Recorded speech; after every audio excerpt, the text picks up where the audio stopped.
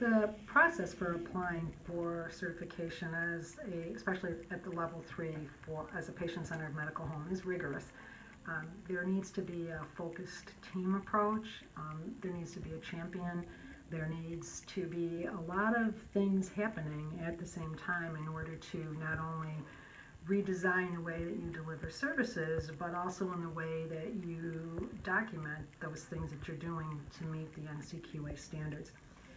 As I said previously, this is our third application. This will be a recertification, but again, the standards change and the documentation process is rigorous. NCQA really wants to be sure that you're doing the things that you say that you do. So you need to not only have the processes in place, but you need to be able to clearly show them examples of how you have implemented the standards at the practice level, because NCQA doesn't tell you how to do things, it tells you what you need to do.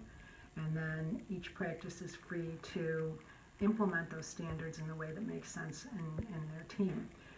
Millennium was helpful in this reapplication process because as you're preparing large numbers of documents that have complex requirements, again, they're very specific on the type of documentation that you want. And in order to achieve that highest level of certification, you have to ensure that you are providing the documentation to NCQA in the way that they want it. So the volume of documents that you produce, as well as the quality that you need to produce, is a really awesome task.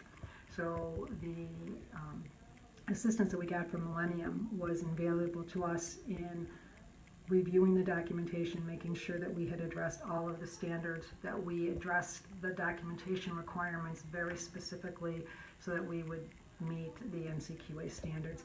This is, it sounds like a pretty straightforward process, but that review, edit, suggestion, revise process is extensive. We had some documents that were 100 pages for one standard. So when you are reviewing and really looking to make sure that you're following intent and that your documentation